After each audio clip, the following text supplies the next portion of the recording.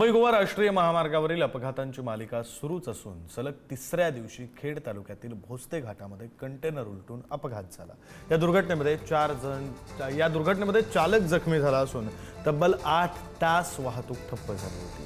महामार्गावरील अपूर्ण कामे आणि धोकादायक वळणांमुळे हे अपघात घडत असल्याने प्रवाशांच्या सुरक्षेचा प्रश्न गंभीर बनलाय। वारंवार होणाऱ्या अपघातांमुळे वाहन चालकांकडून संताप व्यक्त केला जातो। आपण उभे आहोत कोकणची जीवनवाहिनी असलेल्या मुंबई गोवा राष्ट्रीय महामार्गावर भोसते घाटामध्ये। आजचा तिसरा दिवस आहे। सलग मुंबई गोवा राष्ट्रीय महामार्गावर अपघातांची मालिका सुरू आहे। माझ्या पाठीमागे तुम्ही बघताय आज सकाळी या ठिकाणी एक कंटेनर उलटलेला आहे। भोसते घाटातील या वळणावर सातत्याने अपघात होत असतात। हे अपघात थांबवण्यासाठी राष्ट्रीय महामार्ग बांधकाम विभाग जेवढ्या उपाययोजना करत आहे त्या सर्वच्या सर्व उपाययोजना ह्या अपयशी ठरलेल्या आपल्याला दिसतील। त्यानंतर मुंबई गोवा राष्ट्रीय महामार्गावरची जी वाहतूक आहे ती आता एकाच लेनवरून सुरू आहे। अतिशय धोकादायक पद्धतीनं या ठिकाणी एका लेनवरून मुंबईकडून गोव्याच्या दिशेने जाणाऱ्या लेनवर या ठिकाणी वाहतूक सुरू आहे।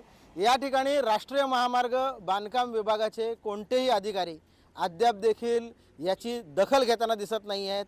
लोकप्रतिनिधींनी तातडीने या बाबतीमध्ये लक्ष देणं गरजेचं आहे। आज तिसरा दिवस आहे, अद्याप सुदैवाने कोणाचा जीव गेला नसला तरी देखील एक माणूस आज अपघातामध्ये जखमी झालेला आहे। अशीच परिस्थिती राहिली आणि पावसाळा मुसळधारपणे सुरू झाला तर या ठिकाणी मोठे अपघात होऊन लोकांचे जीव जाण्याची वाट राष्ट्रीय महामार्ग बांधकाम विभाग पाहतोय का, संबंधित ठेकेदार पाहतायत का, हा सवाल आहे।